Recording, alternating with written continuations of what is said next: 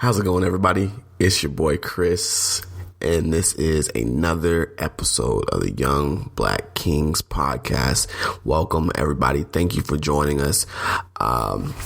It's been a miraculous journey thus far through the first 3 episodes we have here. I want to start by saying I want to thank God for giving me the ability, this platform, to be able to reach so many young minds, not just young minds, but just people in general. One of my passions, one thing that I've always wanted to do is be able to help motivate other people. So with that being said, if you've been rocking with us since the beginning, I appreciate you. Make sure you always share.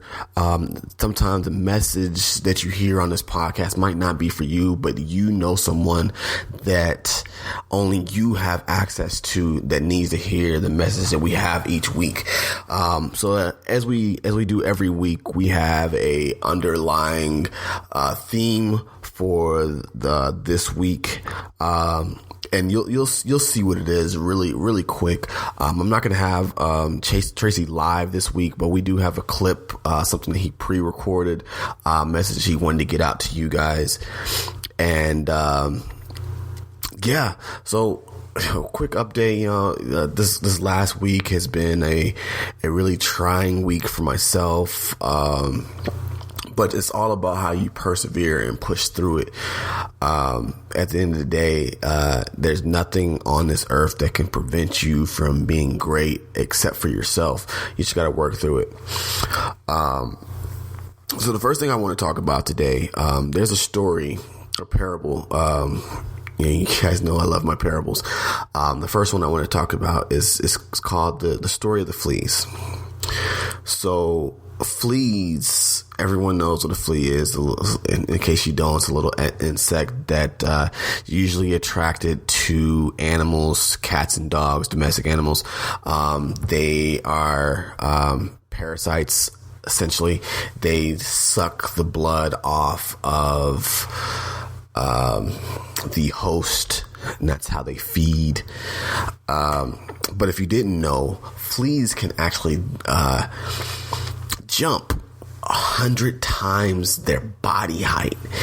And that's absolutely incredible. They're athletic wonders, if so to speak.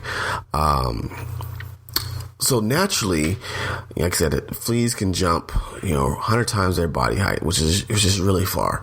So let's say you take a male flea and a female flea and you put them in a jar. You cover that jar with a lid, poke some holes in it so they can survive.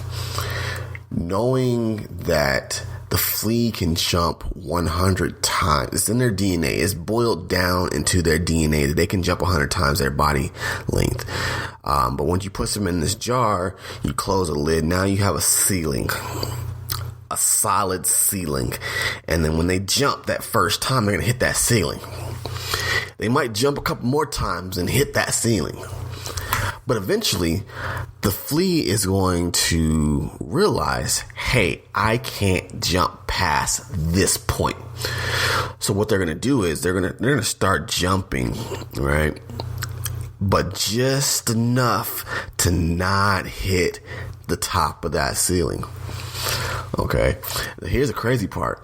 Once they get used to jumping that far and not hitting that ceiling, that now becomes the new standard in which they jump.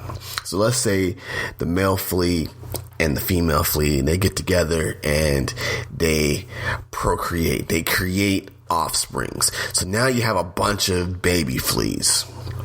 Okay. In the meantime, you're actually going to unscrew that lid there. So now they're still programmed to jump just right under that lid there.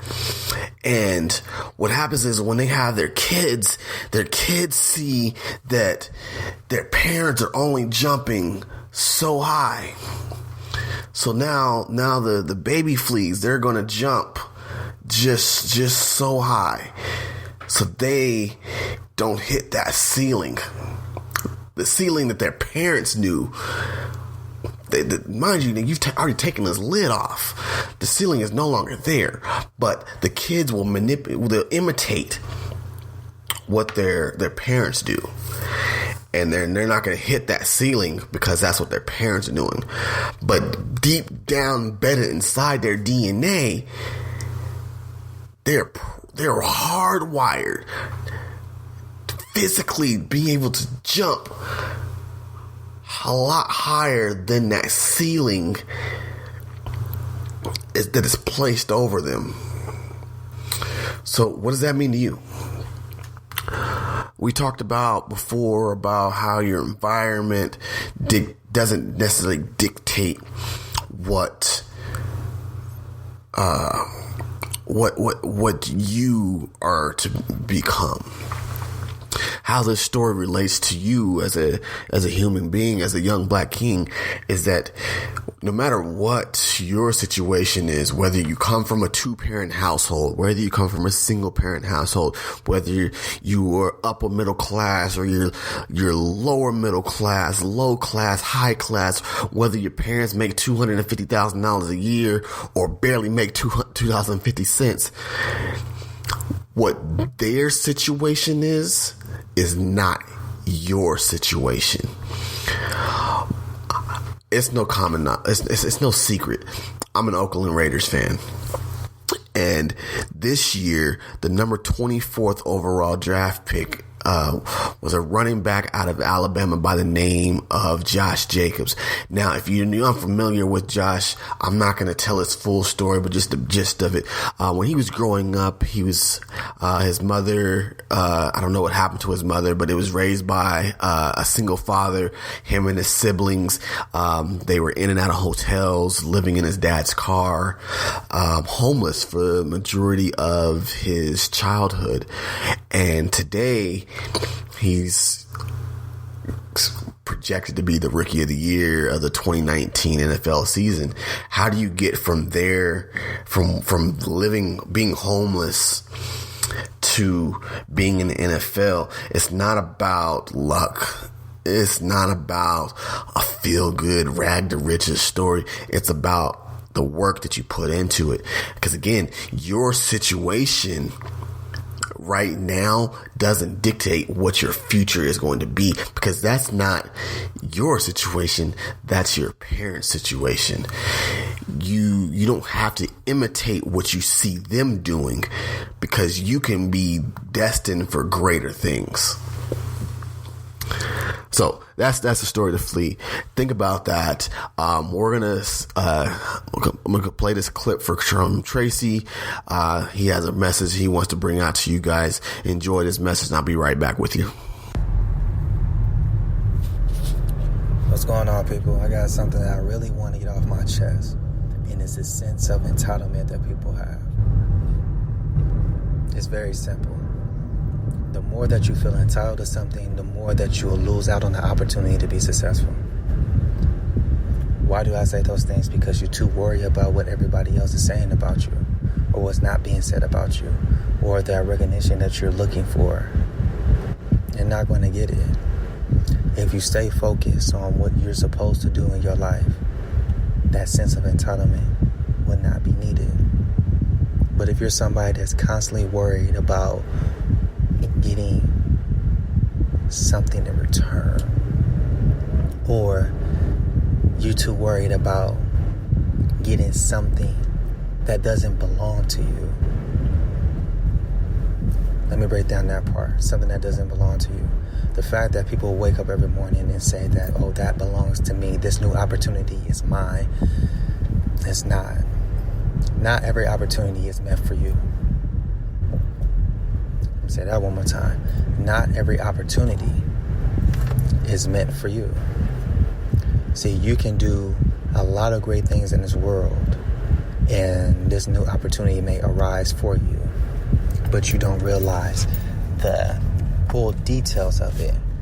That opportunity may not be for you, because somebody presented that opportunity for you, and they said that you deserve this. You will gain that sense of entitlement, saying that, oh, I do deserve this. Maybe in the sense that you do, but you got to realize that every opportunity is not meant for you. You got to see yourself for what you are worth, not for what everybody else see you as, or what they see you worth. Your worth, their worth. Their worth of you means nothing, because you got to realize that your worth has to be more than what people see you as.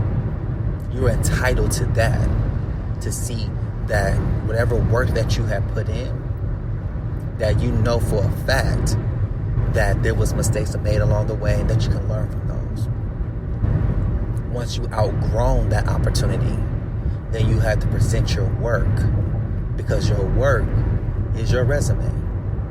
Your work is you.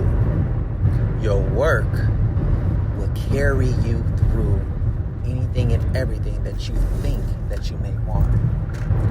But you may realize that someone's going to say something to you and you're going to feel that you're entitled to it. The great saying, respect is earned, not given. So if anyone's trying to give you an opportunity, you have to make sure that, listen to me, you're going to have to make sure that that person doesn't have a hidden agenda. That person is not trying to fool you into thinking that you're more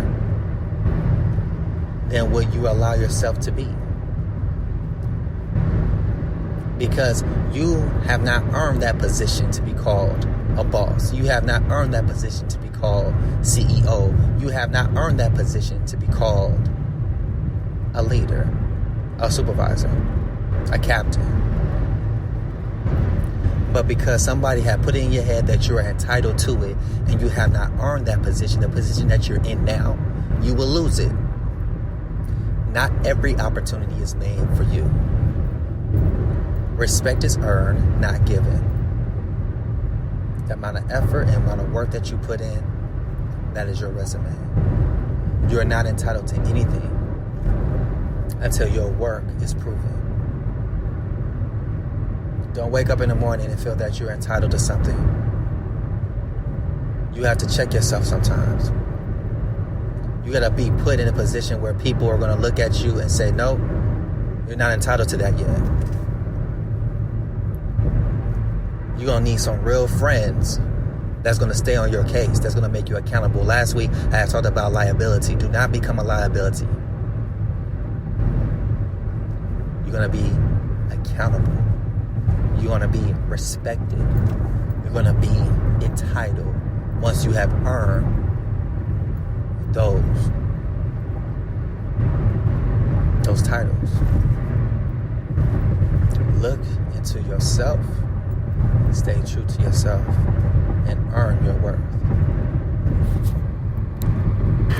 As always, my guy hits you with that truth, that real hard-hitting facts there. What he says makes a lot of sense. I hope you take those words and apply them to your lives.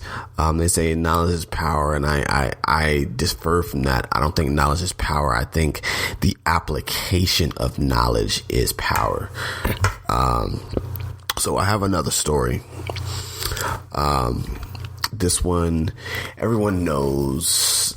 We talked about the fleas earlier, but let's take it to another spectrum. Okay, let's take it beyond that. You ever wondered how the elephants in a circus become so tame? Think of this way. An elephant outweighs the heaviest human being by a lot. They're big, they're massive, they're 8, 10, 12 feet tall, several thousand pounds, but yet they allow themselves to be controlled by a human being that is a fraction of the sheer mass that they are. So this is how it's done. When a baby elephant is first brought into the circus, around its feet, they tie